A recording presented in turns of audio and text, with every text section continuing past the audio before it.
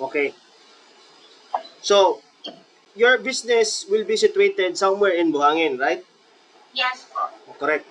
So, but you have online store. Yes, sir. So ang i-consider nyo na population is the entire Davao City, Yes not po. only the area where your business will be located. So because of that, ang nangyari, bloated siya masyado because you did not get the population to a specific barangay but the entire Davao City because nga you're targeting also online. So ang nangyari, bloated siya masyado. So because that's too bloated, nagkuha ka lang ng 2% na 2% from the base demand na wherein mag-focus lang kayo.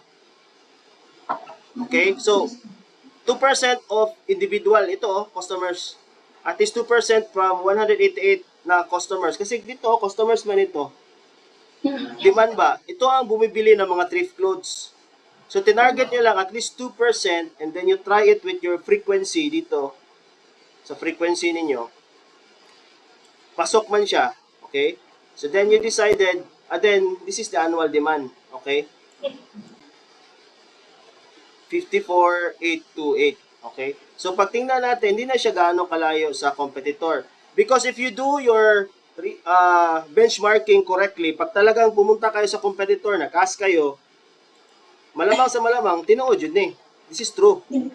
Oh. So, hindi masyado malayo ang gap. O, tingnan mo, hindi masyado malayo ang gap. 34. Oh.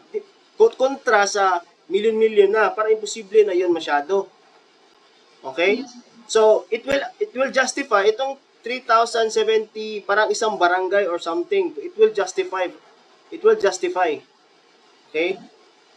So, kasi itong base na demand na ito, this would represent the entire Davao City. Kuha ka lang ng 2% sa tingin mo, parang isang barangay lang, which is saan kayo naka-establish. Yes, sir. So, ganun lang explanation mo. And then, when you are able to identify the projected annual demand, ilagay mo dito sa demand and supply analysis table. Lagyan ito ng label This is the demand and supply analysis table.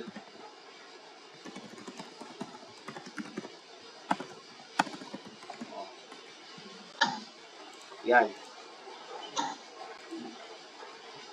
Okay? And then, itong supply, pag tanungin kayo, how should you answer the panelists? Where did you get this supply analysis? Sige daw. Ano ni sir na galing ni one day sir para kabato sa mga competitors sa data natin ni survey na Very good. Very good. At least, kampante na ako sa inyo ang tubad. And then, you present that, ha? Yes. O, ayaw mo pag mangutana sa inyo, dapat ganun ang isagot nyo. Huwag yung sabihin na, ay, nagkuha lang, bibili naman naman sila. Wala. It's a big no-no. Tama yung sagot mo sa akin. Okay? So, ayun. So, you are able to identify, na ito yung monthly nila na customer. And then, monthly niya, this is their annual. So, yan, nilagay niyo sa projected annual supply. And then, subtract mo ang projected annual demand sa projected annual supply, you arrive at your demand gap. So, the demand gap, that is, ano ito?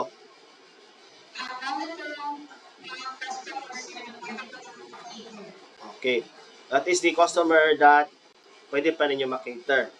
And then, for you to be able to identify kung the approximate daily customer, simply divide itong 20,629 to 12. This will be your monthly customer. Estimated monthly yan. Daily, just divided by 30. Meron ba kayong day off? Wala. Sir?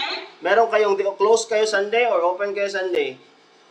Open, sir. Open, di 30 lagay natin. So, 57 customer. 57 daily customers. Okay?